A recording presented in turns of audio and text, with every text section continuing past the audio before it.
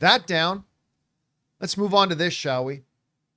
It is indeed game day. Fantastic Four comes out for the whole public to see today. We are now, from the start of my screening, 2 hours and 11 minutes from the start of our screening. TikTok. So we're probably going to end today's show a little bit earlier than normal so we can get ready, grab something to eat quick, get over to the theater and all that kind of stuff. But it's happening today. And it means we're going to get to find out how has the public been responding to the idea of a Fantastic Four film and how they've been responding to the marketing. Of course, the only way to really tell how the audience and the fans and the public have been responding to everything they've seen so far is by the opening weekend box office. Where is it going to come? Well, here we are. And the final projections that they give are at landing upwards of $120 million. That's what they're saying is kind of the upper thing is $120 million. Now, I want to put that into perspective. If Fantastic Four, we're not going to compare it to the other Fantastic Four movies. Those all had other dramas. Mm-hmm. We understand that this Fantastic Four movie is going to be dealing with the baggage that there have been 4, if you count the Corman one, there have been 4 totally failure Fantastic Four movies. And somebody else is taking another crack at it now.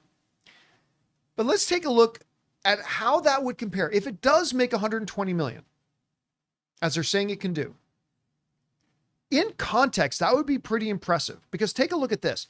These are all the opening weekends for the Marvel Cinematic Universe since 2022 happened. Marvel's opened at 46 million. Guardians of the Galaxy 3 opened to 118. Guardians 3 was so good. Ant-Man 3 opened to 106. Deadpool and Wolverine, obviously the king of all of them, the biggest opening weekend in a long time, $211 million. Captain America 4 opened to $88.8 million, and Thunderbolts opened to $74.3. In this environment, if Fantastic Four can hit that 120 mark, other than Deadpool and Wolverine, it would be the biggest opening weekend the Marvel's had since 2022. Now, that's the year, 2022, by the way, that's the year that Black Panther 2 came out. And it had a very impressive opening weekend. I think it was 100, might have been 180 for Black Panther 2 at any rate. So this would mean that other than Deadpool and Wolverine in the last number of years, this would be the biggest outing they've had. And if you had asked me 2 years ago, when we knew Fantastic Four was going to be coming, would I think with all the things that comes along with it, that this is like literally the 5th iteration of the damn thing, that it would be out of the 7 movies around it, be the second biggest one, only second to Deadpool and Wolverine? I would have said that's a tall order, but it could actually happen. Rob, you're seeing the final projections now for Fantastic Four, a movie we're going to see in like 2 hours, which I'm very excited about. Well, I won't be. Oh, you know, because you're going to be hitting the road. I'm going to Comic-Con. I've got a panel at 3 and a panel at 4 today. So I'll see y'all in San Diego. Are you going to get to see it tonight? Are you going to be able to go out tonight and see I don't know. Probably not until Saturday. Oh, dude, that sucks. I know. By the way, guys, just so you know, too, Fantastic Four open spoiler discussion Sunday. Sundays are like when I like to do the open spoiler discussion. It gives everybody a good long chance to go and see the movie. So open spoiler discussion for Fantastic Four here on the channel on Sunday. Book it. Anyway, your takeaway from all this, and how do you think it's ultimately going to do? I think first of all, I think it's probably, you got to give it up for Marvel and Disney for their marketing leading up to the release of this film. They've been absolutely killing it. Crushing it. Everything from you're allowed to pre-order the Galactus popcorn box from AMC Direct to all the clips they've released from the film. They have created a fervor, I think, for this movie, and I think the marketing has been great. They couldn't have handled it better, I think. And so I think the awareness is there. I think this movie could do quite well. And coming off of that retro Superman, you know, like I told you when I walked in here, I listened to Dan Murrell's review, and he equated it to Superman. A lot of people are talking about that retro or that how they have a similar way. That 1960s futuristic kind of all of that. And I think, you know, rising tide raises all ships. Superman made $10 million on Tuesday. That's crazy. Again. So I don't know how it did on Wednesday, but I think people are primed to go to the movies and have a good time. And everybody is saying that this movie's really satisfying. They say it's the best Marvel movie in a long time. And I've heard people also say Thunderbolts was, everyone who seems to like Thunderbolts, it was a good lead-in. Thunderbolts. This is the beginning of phase 6. of the Marvel Cinematic Universe, and people are saying it does it in grand fashion. And I think word will get out. It would not surprise me if this movie makes in excess of $120 million. And good for them. They deserve it. I want to see the MCU back, and hopefully everyone, I'm looking forward to loving this movie. I'm really excited. Again, we talked about this the other day, but I think it should be brought up again. I don't think it's a coincidence because, you brought up the phrase again, a rising tide raises all ships, right? We said in the weeks leading up to Superman coming up, we said that the biggest beneficiary of Superman doing well with the audience and people having a good time with it will be Fantastic Four. Because if you go to the theaters and you have a great time at a superhero comic book movie, if you have a great time, you are more likely, the chances of you coming back to the next one go up exponentially. That's proven. And we said Fantastic Four just comes out weeks after it. And it's not coincidence that the projections were around $100 million for Fantastic Four. Once Superman opened and all these 93% audience scores, whatever cinema score, all of a sudden, the opening weekend projections for Fantastic Four went up. And I think there's going to be a lot of people double fisting this weekend. I think there's going to be a lot of people. What? McFistin?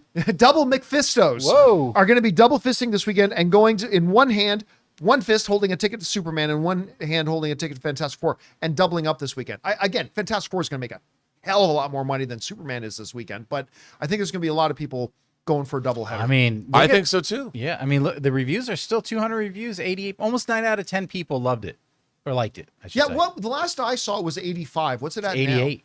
It's gone back up to 88 with 200 reviews, 88. Okay, so there you go. Because it was at like 89 with just a handful of reviews in. I saw it drop as low as 85, but it's gone up since then several points, back up to 88, which is pardon the pun, fantastic. And again, Rob, it's been so long since I could say that I've gone to 3 comic book films in a row that I loved. It's been a long time. If Fantastic Four can deliver, I'll finally be able to say it again, because the previous 3, it would mean the previous 3 I would have seen is Fantastic Four, Superman, and Thunderbolts. And I love Thunderbolts and I love Superman.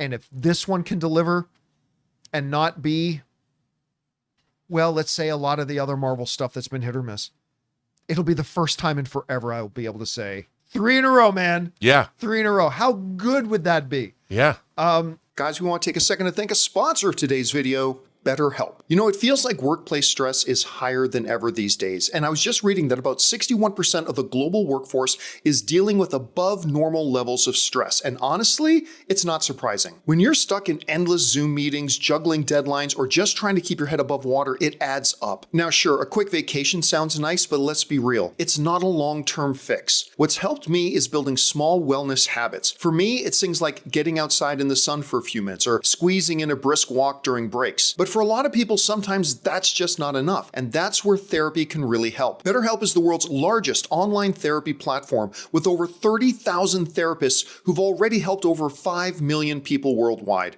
Their app is super convenient. You can meet with a therapist with just a click, and if it's not the right fit, you can switch therapists anytime. And just listen to the user reviews. The BetterHelp app has a 4.9 out of 5 from over 1.7 million reviews. As the largest online therapy provider in the world, BetterHelp can provide access to mental health professionals with a diverse variety of expertise. Unwind from work with BetterHelp. Our listeners get 10% off their first month at betterhelp.com/Campea. That's BetterHelp, HELP.com/Campea. Anyway, guys, question is for you. What do you think about this? How big of an opening weekend do you think this movie can have? Generally we're asking, how good of a job do you think they did in really marketing and getting the audience excited for this film?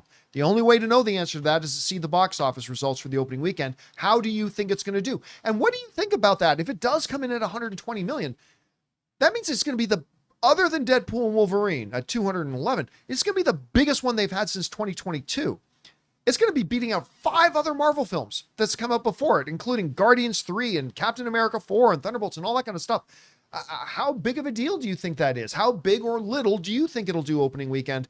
Whatever you guys think, jump down into the comments section below and let us know your thoughts. Hey guys, thanks so much for watching this video. Make sure you like the video, leave a comment, and subscribe to our channel. And don't forget, we have a daily podcast called the John Campea Show podcast, available on Apple Podcasts, Spotify, or your favorite podcasting app of choice. Go and subscribe to it today so it'll be there when you need it.